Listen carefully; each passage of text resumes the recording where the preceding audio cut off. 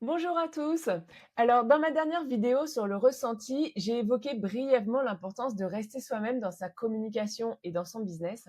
Et aujourd'hui, j'aimerais aller un peu plus loin sur le sujet parce que la phrase «il faut rester soi-même», je l'ai entendue un millier de fois dans plein de contextes marketing et je sais que beaucoup d'entre vous trouvent ça un peu bateau. Pourtant, elle est au cœur du sujet quand on crée son activité. Parce qu'on a tous envie de donner une bonne image et d'avoir l'air professionnel, crédible, compétent. Et parfois, sans même s'en rendre compte, on commence à lisser un peu qui on est. On réfléchit à la façon dont il faudrait parler, à la façon dont il faudrait s'habiller, dont il faudrait écrire, dont il faudrait se comporter. Comme s'il existait une bonne façon d'être entrepreneur.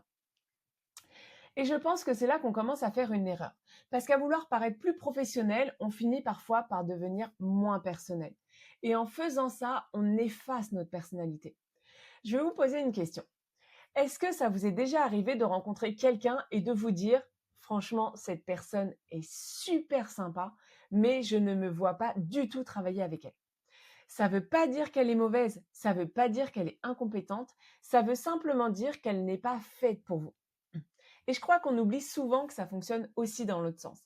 Tout le monde n'est pas obligé d'avoir envie de travailler avec vous. Et c'est complètement normal, parce que dans la vie, ça fonctionne déjà comme ça. J'ai un exemple hyper concret à vous donner. Quand on rencontre quelqu'un qui nous plaît, on a souvent envie de faire bonne impression. Et parfois, sans même s'en rendre compte, on va montrer une version un peu différente de nous. On va peut-être éviter certaines blagues, essayer de paraître plus cultivé, plus drôle, plus sûr de nous. Bref, on va essayer de montrer ce qu'on pense que l'autre a envie de voir. Sauf qu'une relation, ça s'arrête pas au premier rendez-vous. Si cette relation continue, si on commence à vraiment se connaître, le naturel finit toujours par revenir. Et heureusement, parce que personne ne peut jouer un rôle tous les jours pendant des mois ou pendant des années. Mais c'est justement là que le problème peut apparaître. Si la personne en face est tombée amoureuse d'une version de vous qui n'existe pas vraiment, elle risque de ne pas reconnaître la personne qu'elle découvre ensuite. Et elle peut avoir l'impression qu'on lui a vendu quelqu'un et qu'elle rencontre finalement une autre personne. Et je crois que c'est exactement la même chose dans notre activité. Si vous jouez un personnage pour attirer des clients, vous allez ensuite devoir continuer à jouer ce personnage avec ses clients. Et ça, c'est épuisant. Imaginez que vous vous montriez toujours extrêmement dynamique sur vos vidéos, alors que dans la vraie vie, vous êtes quelqu'un de très calme. Ou que vous essayez d'avoir un ton très sérieux parce que vous pensez que c'est ce qu'on attend de vous, alors qu'en réalité, vous aimez plaisanter avec vos clients. Eh bien, le jour où ils travailleront avec vous, ils découvriront quelqu'un de différent.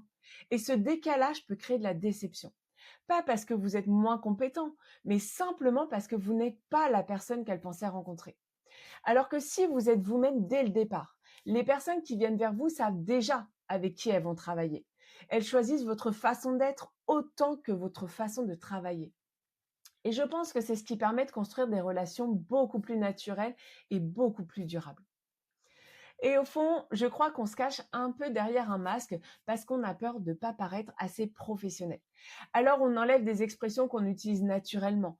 On évite l'humour, on évite de trop donner son avis. On essaye de parler comme un entrepreneur.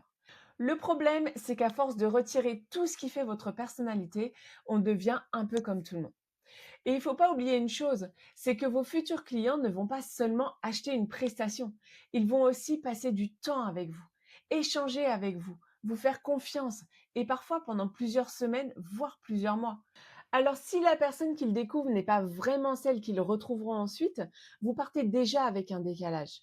Alors que quand vous montrez qui vous êtes vraiment, il se passe quelque chose d'assez intéressant.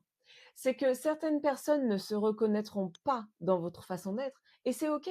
Parce que celles qui resteront, elles sauront déjà pourquoi elles ont envie de travailler avec vous. Elles ne choisiront pas seulement votre méthode, elles vous choisiront aussi vous. Et au fond, je crois que c'est peut-être ça le vrai sujet. Parce qu'on passe beaucoup de temps à essayer d'améliorer son offre, ses tarifs, sa communication, ses contenus. Et c'est très bien, mais on oublie parfois que quand on est indépendant, on fait aussi partie de ce qu'on vend. Pas au sens où on se vend soi-même, mais au sens où la relation compte énormément. Parce que les personnes qui travailleront avec vous ne choisiront pas uniquement une méthode. Elles vont aussi choisir une façon d'être, une façon de communiquer, une façon de réfléchir, une façon de les accompagner. Alors autant que cette personne-là soit vraiment vous. Parce que je trouve que c'est vraiment beaucoup plus agréable de construire une activité dans laquelle on n'a pas besoin de jouer un rôle, où on peut être naturel, où les clients savent déjà à qui ils ont affaire, et où la personne qu'ils découvrent dans vos contenus est la même que celle qu'ils retrouveront le jour où ils travailleront avec vous. Et je suis persuadée que c'est aussi comme ça qu'on construit des relations de confiance qui durent. Donc dites-moi ce que vous en pensez en commentaire et n'oubliez pas de vous abonner. Et si vous voulez aller plus loin, vous trouverez également ma formation gratuite en description et je vous dis à très bientôt dans une prochaine vidéo.